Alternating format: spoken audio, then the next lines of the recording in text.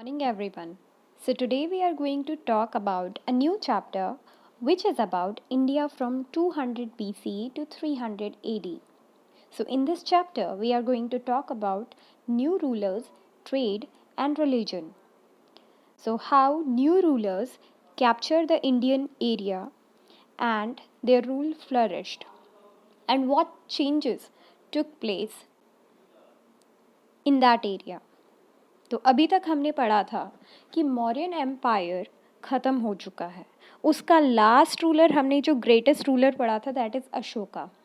अशोका के बाद last ruler जो रहा है वो था बृहद्रथ. और बृहद्रथ धोखे से ख़त्म हुआ था. ठीक है. बृहद्रथ ख़त्म होने के बाद क्या हुआ था? बृहद्रथ को धोखा दिया था पुष्यमित्र शुंग ने. और पुष्यमित्र शुंग ने उनको धोखा देने के बाद नई डायनेस्टी स्टार्ट करी जो थी शुंग डायनेस्टी. अब ये मगध का रीजन इतना ज़्यादा फ्लरिश कर रहा था ऑल ओवर द इंडिया. ठीक है, पूरा इंडियन सब कॉन्टिनेंट में ये फ्लरिश कर रहा था. तो अब देखो, शुंग ने जब कब्ज़ा कर लिया है तो ये कब तक टिकेंगे. ठीक है, तो और इसमें क्या चेंजेस आते हैं अब मगध को और कौन कौन कैप्चर करेगा. सो मगध एम्पायर अब सिर्फ एक मगध एम्पायर नहीं रहा. यहाँ पर बहुत सारे लोग अटैक करेंगे. ठीक है, शुंग के बाद शुंग को उन्हीं की तरह हटाया जाएगा. शुंग जो थे ब्राह्मण्स थे जो मौर्यंस के अंडर काम करते थे. और फिर शुंग ने क्या किया था? शुंग जो थे ये ब्राह्मण्स थे जिन्होंने लास्ट मौर्यन रूलर जो कि था बृहद्रथ, उसको 180 BC में ख़त्म कर दिया था पुष्यमित्र शुंग ने, जो इन्हीं के अंडर काम करने वाले ब्राह्मण्स थे और खुद रूलिंग करने लग गए थे. सो पुष्यमित्र शुंग ने 36 साल तक रूल किया था. तब यहाँ पर ग्रीक्स ने अटैक किया था. अब देखो, यहाँ पर राजा की पावर अगर कम पड़ रही है, ये इंडिया है, ये पूरा पोर्शन इंडिया है. अब इंडिया में यहाँ पर हमें वाटर बॉडीज़ प्रोटेक्ट कर रही है, यहाँ पर हमें हिल्स प्रोटेक्ट कर रहे हैं. तो यहाँ से तो कोई आएगा नहीं. जो भी आएगा वो या तो यहाँ से आएगा या यहाँ से आएगा या यहाँ से आएगा. मेजर चांसेस उस टाइम पर लैंड रूट के थे क्योंकि नेवी सबकी इतनी ज़्यादा पावरफुल नहीं थी. तो पहले डेमेट्रियस जो आए थे ग्रीक्स की तरफ से, उनको अटैक करने से शुंग ने रोक लिया था. ठीक है, बट अब देखो पूरा मगध एम्पायर क्या वो रूल कर पाएंगे? इन्होंने, माना जाता है, अश्वमेध यज्ञ भी परफॉर्म किया था. क्या था ये अश्वमेध यज्ञ? अश्वमेध यज्ञ जिसमें इनका घोड़ा जो है जहाँ तक की बाउंड्री पर चला जाएगा वो बाउंड्री इनकी हो जाएगी. ठीक है, तो शुंग ने अश्वमेध यज्ञ भी किया था. और शुंग की डेथ के बाद जो मगध था वो टूटा बिखरा सा हो गया था. इंडियन सब कॉन्टिनेंट बहुत सारे लोगों के अंडर जा चुका था. बहुत सारे फॉरेनर्स यहाँ पर इन्वेड करते हैं.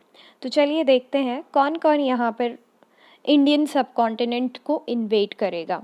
तो सबसे पहले तो अंदर ही फूट पड़ गई थी. शुंग ने जो मौर्यन रूलर्स थे, लास्ट रूलर को ख़त्म कर दिया. देन उसके बाद जिस तरीके से ये शुंग आए थे उसी तरीके से ये ख़त्म भी हो गए. इनमें भी जो इनका नोबल था, इनका जो मिनिस्टर था वसुदेव, उन्होंने अपनी डायनेस्टी फाउंड करी और इनके रूलर को ख़त्म कर दिया. लास्ट शुंग रूलर था देवभूमि. सो देवभूमि को ख़त्म करा 73 BC में. किसने? कान्वा ने. ठीक है, ये हम इंडियन डायनेस्टीज़ की ही बात कर रहे हैं. कान्वा जो थे वो भी इंडियंस थे. तो वसुदेव कान्वा जो था इन्हीं के अंडर काम करने वाला मिनिस्टर था और उन्होंने इसको ख़त्म कर दिया. देन उसके बाद इनकी रूलिंग भी ज़्यादातर नहीं टिकी क्योंकि इन पर भी काफ़ी सारे अटैक हुए थे. क्योंकि अब यहाँ पर इंडिया का जो वेस्टर्न बॉर्डर है, नॉर्थ वेस्टर्न बॉर्डर, वहाँ पर पावर्स कम हो रही है. ठीक है। और जब जब वेस्टर्न बॉर्डर पर पावर कम हुई है तब तब फॉरेनर्स हम पर अटैक करते रहे हैं। ठीक है। तो अब यहाँ पर आती है ग्रीक्स। अब यहाँ पर ग्रीक्स की एंट्री होती है। तो पहले तो शुंग ने ग्रीक्स को रोका था। अब दूसरा जो अटैक ग्रीक्स के थ्रू होता है वो सक्सेसफुल हो जाते हैं। और वो राजा कौन होता है? That is Menander.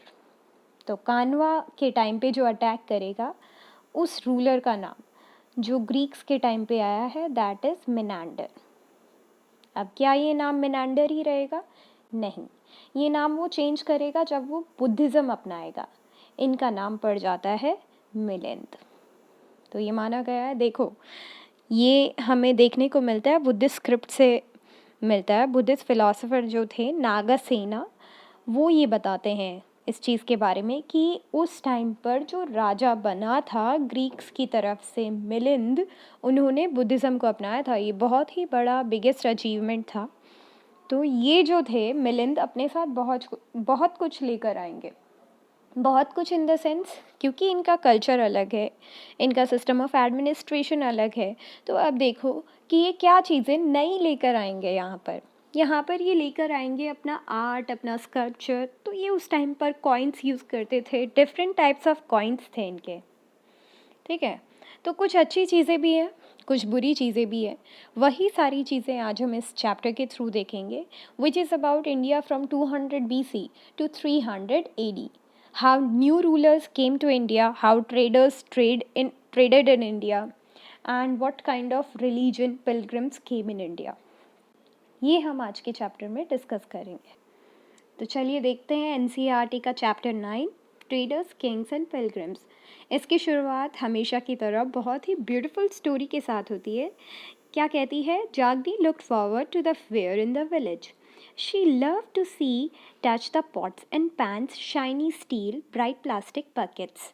अब देखो, ये जागनी एक बच्ची होती है जिसको बहुत पसंद होता है फेयर में जाकर जो वेरे के बारे में हमने पढ़ा था, जो भी पॉटरी वगैरह होती है उनको देखना, उनको टच करना उसको बहुत पसंद था। And the men who spread out their were came in buses, trucks and went back at the end of the day. Why were they always on the move? She wondered. So, तभी इनके दिमाग में thought आता है कि ये आए कैसे होंगे, कोई इनको बसेस में कैरी करके लाया है। ठीक है, तो ये क्या हमेशा घूमते रहते हैं? तो इनके दिमाग में आता है ट्रेडर्स के बारे में, ये सोचती हैं। तो NCERT हमें उस टाइम के ट्रेडर्स के बारे में बताएगी। हम बात कर रहे हैं 200 BC से लेकर अब हम AD में पहुंचने वाले हैं 300 AD। ठीक है। तो ट्रेडर्स जो आए थे वो ट्रेडिंग करते किस चीज़ की थी? मतलब यहाँ से कोई सामान, ट्रेडिंग का मतलब होता है किसी सामान का एक जगह से दूसरी जगह पहुँचाना। तो वही क्या है? ट्रेडिंग है। तो अब ट्रेडिंग इंडिया में होती किस चीज़ की थी? ये सबसे इम्पॉर्टेंट क्वेश्चन है, सबसे important question. So paper, gold, spices. अब जो इंडिया है ये एक ट्रॉपिकल कंट्री है। ठीक है, इंडिया एक ट्रॉपिकल कंट्री है, बीच में से ट्रॉपिक ऑफ कैंसर की लाइन जाती है। तो इसका मतलब है इंडिया पर हमें बहुत सारे स्पाइसेस जो हैं कल्टीवेट किए जाते हैं, जिसमें ब्लैक पेपर सबसे ज़्यादा फेमस है, जिसको ब्लैक गोल्ड भी कहा जाता है। ठीक है, इसको हम यहीं पर ट्रॉपिकल कंट्रीज़ में ही ये ग्रो हो सकता है, इसीलिए इसकी ट्रेडिंग होती थी। तो इंडिया उस टाइम पे इसीलिए फेमस था। ठीक है, नेक्स्ट देखो। सो ब्लैक पेपर जो था रोमन्स के पास उस टाइम पर जाता था और उसकी वजह से हमें गोल्ड कॉइन्स मिलते थे। साउथ इंडिया में हमें गोल्ड भी मिलता था। ठीक है, प्रेशियस स्टोन्स मिलते थे। और ये रोम में स्पाइसेस की बहुत ज़्यादा डिमांड थी रोम में, क्योंकि मसाले किसको नहीं चाहिए होते? हर एक चीज़, फूड की हर एक चीज़ में चाहिए होते हैं। ज़्यादातर चीज़ों में जो काली मिर्च है वो तो चाहिए ही होती है। अब देखो, एक बहुत ही ब्यूटीफुल सी पोएम गिवन है, ये भी संगम पोएम्स ही है। देखो, जिसको किन किन चीज़ों पे बनाया गया है? Sea in the ships, bell, black pepper, gold born in Himalayas. बहुत सारी चीज़ें जो यहाँ पर मिलती हैं उनका डिस्क्रिप्शन दे रखा है। James and gold born in Himalayas, sandalwood born in western hills, pearls of the southern seas, corals. Corals क्या होते हैं? जो स्केलेटन्स होते हैं, जो पानी में रहने वाले जीव होते हैं उनके स्केलेटन्स लेफ्ट आउट कर देते हैं, वही कोरल्स हैं। Yield of the Ganga and the crops of Kaveri. तो अब देखो इन रीजन्स की ही हम बात करेंगे। सी रूट्स जो हैं वो एक्सप्लोर हो रहे हैं। Some of these follow the coast. ये हमारा कोस्टल रीजन है इंडिया का, ठीक है। Now if they wanted to reach the western coast of the subcontinent from the southwest East Africa, Arabia, they chose to sail with the southwest monsoon. तो monsoon भी यहाँ पर बहुत इम्पोर्टेंस रख रहा है। साउथ वेस्ट मानसून की वजह से वो यहाँ पर आ पाते थे। फिर हम बात करते हैं new kingdoms along the coast. अब इस एरिया में अभी तक हम बात कर रहे थे शुंगास, कानवास एंड ग्रीक्स, इनकी हमने बात करी थी, ये इंडियंस थे। उसके बाद यहाँ पर जो इंडियंस आए थे वो थे सतवाहनास, ठीक है। तो पहले सतवाहनास की बात करने से पहले हम बात करेंगे मूवेंदर। मूवेंदर का मतलब है, ये एक टर्मिनोलॉजी है जो तमिल में यूज़ होती है, जो बताती है हमें चेरास, चोलास और पांड्यास के रूल के बारे में। ये चेरा, चोला और पांड्या कौन है? चेरा, चेरा का मतलब होता है केरल पुत्र, ठीक है, जो कि इस तरफ थे केरल में। चेरास जो थे वो केरल में थे, ठीक है। नेक्स्ट है हमारे चोलास। चोलास माने जाते हैं कावेरी रीजन से बिलोंग करते थे, और पांड्यास जो है वो मदुरई रीजन से बिलोंग करते थे। तो ये जो लोग हैं अब ये रूल कर रहे हैं साउथ इंडिया में। यहाँ पर रूलिंग आने वाली है सतवाहनास की, ठीक है। तो ये काफ़ी इम्पॉर्टेंट है उस टाइम पे। तो southern half of the subcontinent is marked by a long coastline with hills, plateaus and river valleys. Amongst the river valleys that the Kaveri is the most fertile. अब कावेरी में मैंने बताया था आप लोगों को, ठीक है, जो कि थे चोलास। ये सारी चीज़ें हमें संगम लिटरेचर से ही जानने को मिल रही है। नेक्स्ट देखो, सो मूवेंदर इनके लिए यूज होता है टर्म। पुहार और Kaveri Pattanam, the port of Cholas, Madurai. तो ये सारी चीज़ें आप लोगों को याद रखनी है। फिर यहाँ पर टैक्सेस, रेगुलर टैक्सेस कलेक्ट होते थे। Instead they demanded and receive gifts from the people. They also went on military expeditions, kept some of the wealth and distributed the rest among the supporters. अब next important एक और चीज़ इन्होंने बताई है, दक्षिण पथ। दक्षिण पथ जो नॉर्थ टू साउथ की तरफ जाते थे ट्रेडर्स, उसी को दक्षिण पथ कहा गया है, ठीक है। नेक्स्ट देखो, एक और डायनेस्टी इन्होंने बताई है सतवाहनास। लास्ट में कंट्रोल हाथ में आएगा किसके पास? सतवाहनास के पास। सतवाहना इसका मतलब क्या होता है? बहुत ही ज़्यादा ब्यूटीफुली डिस्क्राइब किया गया है इनके बारे में। सतवाहना का फाउंडर रूलर कौन था, सब कुछ यही कैप्चर करने वाले हैं, ठीक है। पहले आए थे, मैप देख के समझ, हाँ जी, पहले कौन आए थे यहाँ पर? पहले आए थे शुंग, जो इंडिया के ही थे। फिर कानवा, वो भी इंडिया के थे। सतवाहना, ये भी इंडिया से ही हैं, बट इसके बीच में और भी रूलर्स आते हैं जो फॉरेन रूलर्स होते हैं। चाइना से ग्रीक आ चुके, एक तो हमारे पास रोम से, रोम और सॉरी ग्रीक आ चुके हैं एक तो हमारे पास, जिनको बैक्ट्रियंस कहा गया है, जो हम मिलिंद के बारे में पढ़ रहे थे। दूसरे हमारे पास आए हैं शाक, चाइना से। कुशन्स, चाइना से, ठीक है। तो अब देखो, इनके आने के बाद रूलिंग होती है किसकी? पावरफुल रूलिंग होती है साउथ में सतवाहनास की। वो भी इस्टेब्लिश कर रहे थे यहाँ पर, और धीरे धीरे वो अपना कंट्रोल बढ़ाते हैं। तो इनमें सबसे फेमस हुए थे सिमुका। सतवाहना में सबसे फेमस हुए थे सिमुका, जो फाउंडर रूलर थे, जिनको पैठान इन महाराष्ट्र भी कहा, जो जिनकी कैपिटल रही प्रतिष्ठान, पैठान इन महाराष्ट्र। इनका रूल 400 साल तक चला था, ठीक है। फिर दूसरा इम्पॉर्टेंट रूलर इसमें आता है गौतमी पुत्र श्री सतकारणी, ठीक है, बहुत ही इम्पॉर्टेंट। ये 1st सेंचुरी AD में यहाँ पर कामयाब होता है। डोमिनेंट फोर्स होती है डेक्कन में इसकी, और इससे रिलेटेड इंस्क्रिप्शन भी मिलते हैं जो इनकी मदर से रिलेटेड थे, बालाश्री। बहुत ही इम्पोर्टेंट इन्फॉर्मेशन इनके बारे में मिलती है। ठीक है, तो ये दक्षिण पथ जो है इन्हीं से रिलेटेड है। गौतमी पुत्र श्री सतकारणी, जिसको लॉर्ड्स ऑफ दक्षिण पथ भी कहा जाता है। ठीक है, तो ये एक बहुत इम्पॉर्टेंट एज थी।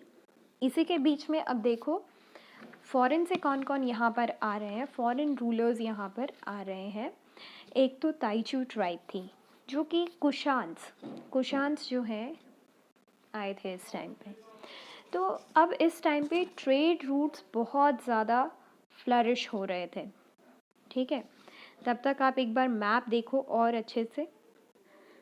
तो इस मैप के थ्रू आप देख सकते हो कि सतवाहना के अंडर ये एरिया गया था, शाक के अंडर ये एरिया, कुशान्स के अंदर ये एरिया। इन्होंने ग्रीक को हरा दिया था, शाक और कुशान ने। ठीक है, तो शाक ने ये एरिया कब्जा लिया, कुशान ने ये एरिया कब्जा लिया। माना जाता है कि चाइना से ही एक रूलिंग अथॉरिटी आई थी जिनको वहाँ से भगा दिया गया था। फिर वो ईरान में जगह ढूंढते ढूंढते अटैक करते हैं दूसरे एरियाज़ में, और फिर वो कुशान बनकर यहाँ पर बहुत ज़्यादा उभरे। ठीक है, इनमें भी काफ़ी ज़्यादा चीज़ें इंडिया की तरफ आई थी। शाक जो हैं अपने साथ बहुत सारी चीज़ें लेकर आए थे, जिनको हराया था सतवाहनास ने। कुशान्स को भी सतवाहना, बाद में जो सबसे इम्पोर्टेंट डायनेस्टी रहेगी वो रहेगी सतवाहना की। ठीक है, अब होता है एक सिल्क रूट डिस्कवर। चाइना में ये लोग सिल्क बनाते थे। उस टाइम पे सिल्क बहुत डिमांड में था रोमन्स के थ्रू। अब वो सिल्क और किसी को बनाना आता नहीं था ऑल ओवर दी वर्ल्ड, और ये टेक्निक बताते भी नहीं थे। ठीक है, तो ये ट्रांसपोर्ट होता था चाइना से, और उसी जहाँ से ये ट्रांसपोर्ट होता था रोम की तरफ तक, उसी को कहा गया था सिल्क रूट। ठीक है, तो ये देखो, ये थी सिल्क रूट की स्टोरी जो चाइना से डिस्कवर हुई थी। ठीक है, और रोम तक पहुंचाया जाता था ये सिल्क।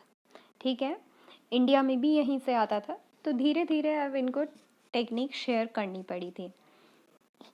तो मेकिंग ऑफ सिल्क के लिए ही ये रूट फेमस था, जिसको कहा गया था silk route. So we have known about the story of silk route. Next देखो, cocoons of silkworm spun into thread. ये बनाते कैसे थे, ये इनकी टेक्निक थी जो 7000 साल पहले डिस्कवर हुई थी। While the methods remained a closely guarded secret of thousands of years तक इन्होंने ये सीक्रेट संभाल कर रखा। ठीक है, सैल्यूट टू चाइना, मानना पड़ेगा। Now Chinese rulers sent gifts of silk to rulers of Iran and West Asia. From there, knowledge of silk spread further west. ठीक है, तो यहीं से वो वेस्ट की तरफ फेमस हुआ था, और वहाँ के जो भी रिच क्राउड था वो इसको पहनता था। वहाँ के जो रूलर वगैरह थे वो सब, सिल्क उस टाइम पर बहुत ज़्यादा डिमांड पर था। ठीक है, ये सारी चीज़ें हमने देखी कि क्या क्या चीज़ें ट्रेड होती थी। सिल्क होता था। ठीक है, पेपर, मसालों में सबसे ज़्यादा पॉपुलर पेपर था, जिसको ब्लैक गोल्ड भी कहा गया है, क्योंकि ये ट्रॉपिकल कंट्रीज़ में ही प्रोड्यूस होता है। Now the best known of the rulers who control silk route of north west India around 2000 years ago, their major centres of power Peshawar and Mathura. यहाँ से वो सबसे ज़्यादा कंट्रोल करते थे, and their rule branch of silk route extended from central Asia down to the sea ports at the mouth of the river Indus. तो हमने देखा था सिल्क रूट कहाँ से कहाँ तक था। ठीक है, थैंक यू।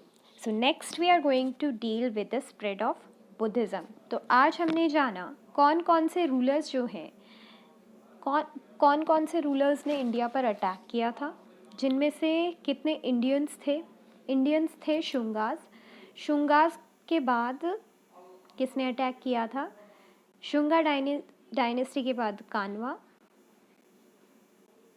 ठीक है, वसुदेव कान्वा। देन उनके बाद ग्रीक्स के बाद एक और फॉरेन रूलर आए थे, दैट इज शाक। और शाक के बाद कौन आए थे, दैट इज कुषाण।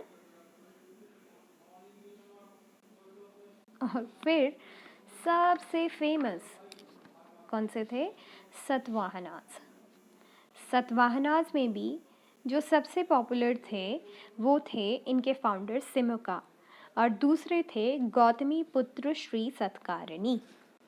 ठीक है, जिन्होंने बहुत सारी चीज़ें यहाँ पर डेवलप करी थी। फिर हमने एक इम्पॉर्टेंट चीज़ पढ़ी, trade over the silk route. कैसे सिल्क रूट जो है वो डिस्कवर हुआ था और क्यों वो फेमस था।